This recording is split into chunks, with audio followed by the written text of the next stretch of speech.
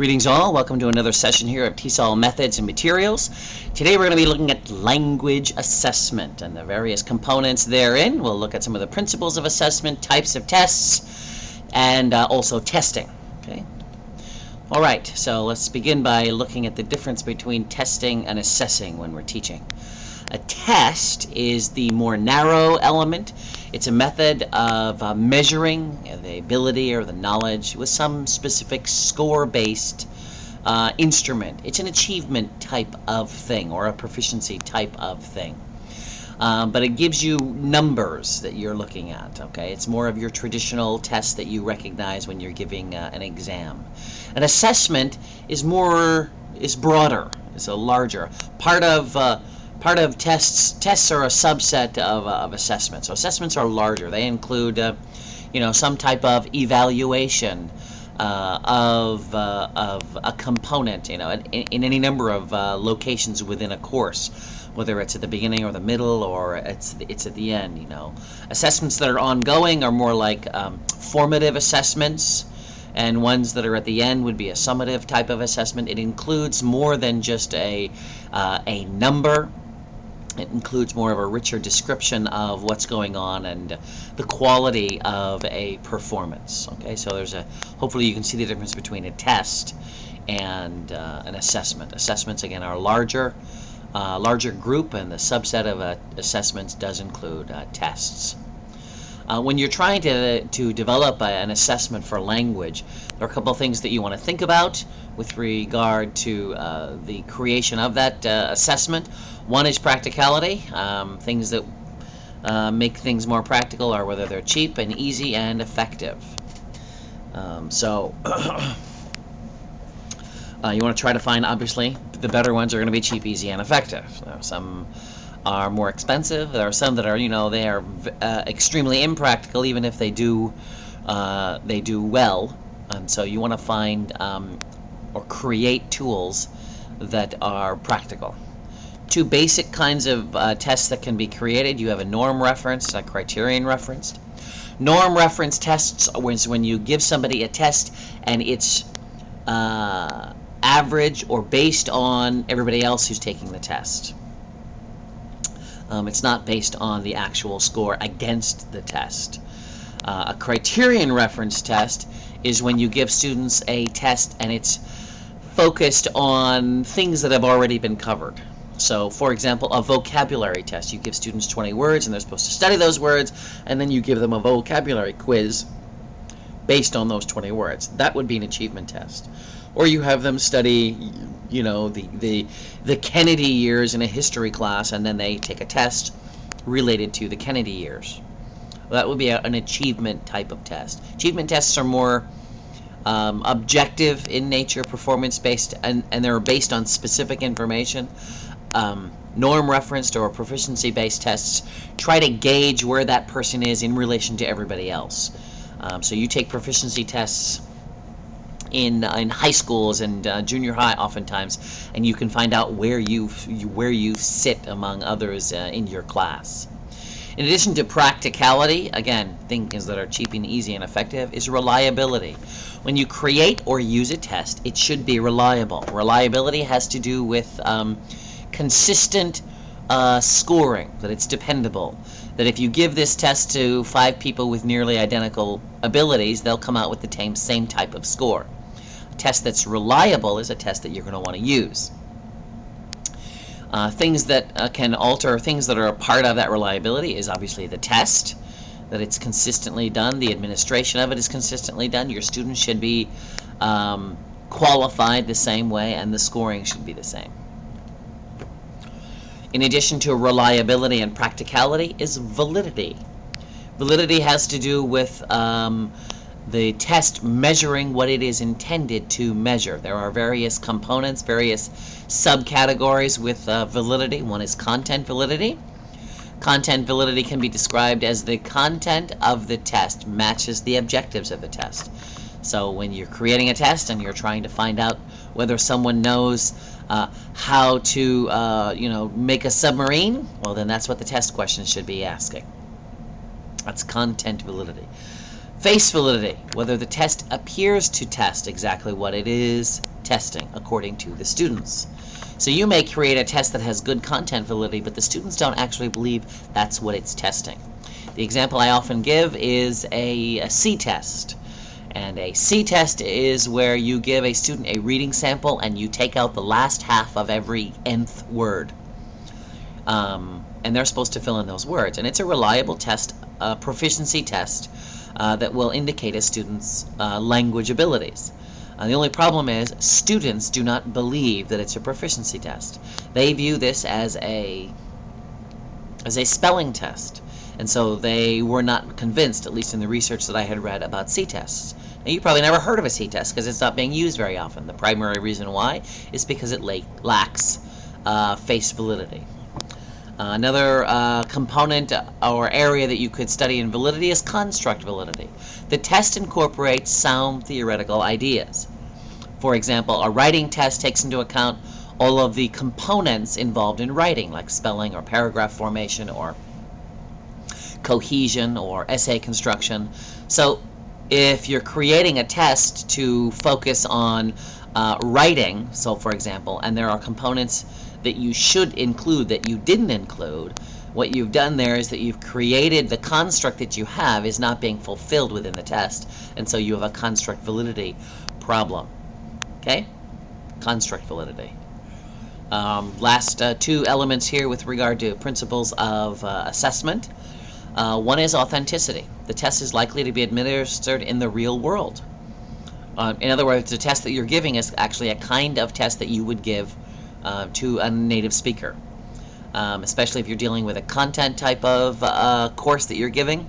The language test that you're giving is going to be the same kind of test that you would give a native speaker. Lastly is washback.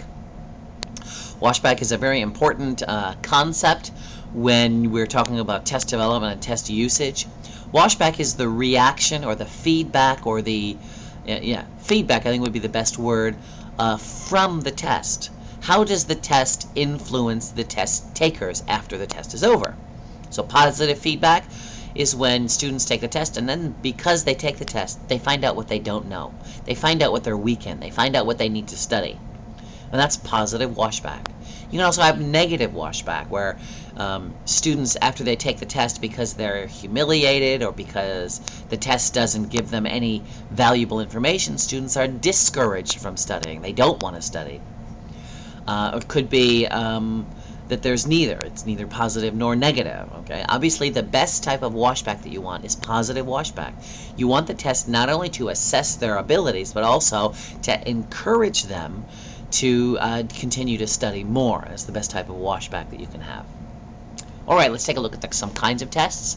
We've already talked about a proficiency test like the SAT or the ACT or the TOEFL. It's a test that's designed to assess your abilities in relation to everybody else who's taken the test. It's a test designed to rank your abilities among others. Okay? There's a diagnostic test. That's a test that students take or that people take when they want to find out what's wrong.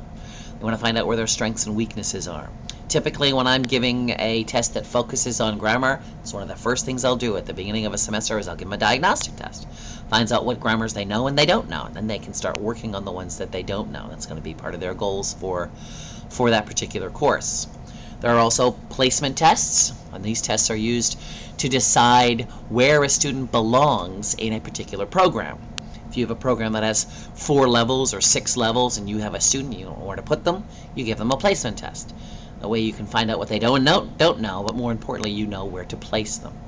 There's an achievement test, okay? Again, that's the one where you give them information to study or that you've talked about for a while, and then you test them on those abilities or information to see if, in fact, they have mastered or understand that. Last is an aptitude test.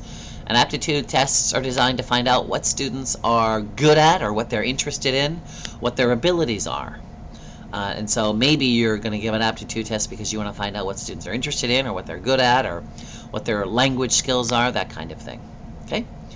Primarily when we're talking about language tests, it's going to be proficiency diagnostic and achievement tests. Placement tests are only used to put students in your program. A little bit of the history of language assessment. If we look back in time, we see that in the 1950s, behaviorism was in its heyday, and off of that there were people who were giving tests that were designed more like a stimulus response type of test. Okay, so this is going to lend itself more toward the non-thinking, just do type of situation. During the 1960s, Chomskyism and his generative grammar concepts came into play, and there was much more of a focus on the specific discrete points that students were learning, and they were trying to evaluate what students know and didn't know with regard to the grammar. And so they were looking at all these individual little points, and so there became discrete point testing became more popular. And so that again was more like a multiple choice, know or don't know, on or off type of thing. In the 1970s and 80s, communicative language theories began to grow, and people began to realize that they needed more than the simple behavioristic or the simple neurological type of questions and answers, that they needed to focus on the communicative nature of language, and so they began doing tests that were more communicative in nature, things like interviews and close. ACTFL began doing more work in the 70s and 80s in the development of their ACTFL proficiency guidelines and their test questions, which were interviews with students to find out where they were, to try to find out how high their level would go, and then it would break off and they would go down back to an easier level. But that way they could find out what the students know and didn't know. From the 1980s until now, more and more the language testing system has become more integrated, using a variety of testing systems, having a richer repertoire of materials that can be used for testing. And so now again, as I have mentioned in earlier sessions, it's sort of a post single method assessment era, that we're using multiple layers. We're using something called triangulation, where you have 2 or 3 different points of data that you can use to put together to get a more a richer description of the student or the procedure and the assessment therein. Some issues with regard to assessment. One is large-scale proficiency tests. These are things like the TOEFL or the TOEIC. We have, in the past, tests were more Chomskyan in that there were a few listening skills, grammar skills, and vocabulary, and those were the main areas that were tested in the TOEFL back then. As the methodologies of assessment have improved and become more inclusive and multi-layered, so have the tests, and they've now been changing them to include more communicative areas. At some point they started including richer listening activities, and they started including writing testing, where they were testing their writing. Now they have actually speaking segments where students need to speak, and their pronunciation is assessed. So it's growing and changing with the times of assessment.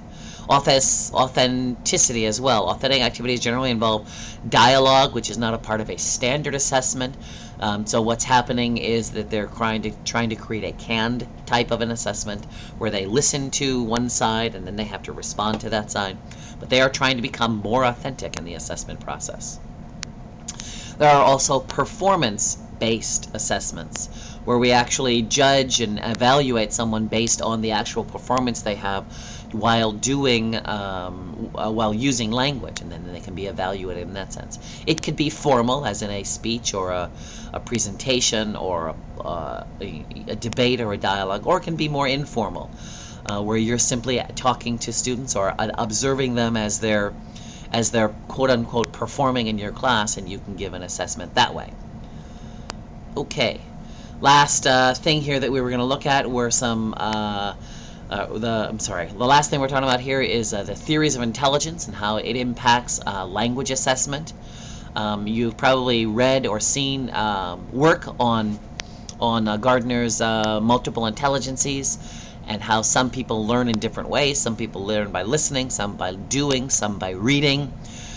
Some people are better at picturing abstract elements, And so these intelligences will have an impact on language learning. I'm always amazed at the people who do so very well learning Mandarin Chinese because of all the Chinese characters that they need to learn, but there have got to be people in that country who are not good visual learners, and they learn better by hearing. But it's going to have an impact on the testability and the learnability of the students. And one final ethical issue, the testing industry. And it's a growing thing. It's growing larger and larger. Actually, it reminds me much of the old Microsoft days, and also Google today. Microsoft grew to be this huge beast that controlled a very large share of the market. They still actually do control a large share of the market, but more and more the operating system has become unimportant. Yes, your system needs one, but nowadays it really doesn't matter what system you're using, because the majority of your applications and more of your tools are actually being put online, so it doesn't matter what the operating system is. The same would be with like Google today. It's now gobbling up more and more tools that we use. Things like YouTube or Google Docs or even Skype are applications that all are controlled by Google, and it's a little unsettling that there's such a large monster. Well, in the realm of TESOL and assessment, that large monster is ETS, Educational Testing Services. They do an excellent job, but they control the majority of the assessment market. They control the TOEFL and the TOEIC and the SAT, and it's a little unsettling to have all that power in one location. At the same time, there are people who are simply training their students to answer the test questions, not necessarily to understand language, but to be a good test taker. And that's another problem, because the industry has become so large and everybody is using that industry. I don't know of a school that does not require a TOEFL test for foreign students to come in. And there could be other tests used, like, for example, the Michigan or the CELT, which I have only recently seen. But there are other systems out there, and more importantly, teachers, schools can develop their own system to evaluate and assess students. So that's another issue. What do we do with this growing monster? And that's all I have for language assessment. Again, I've just touched the surface on many of these areas. If you do have questions, you can ask me, and hopefully later on in another session we'll be able to delve into this a little more deeply. Thank you all for stopping by, and I'll talk to you later.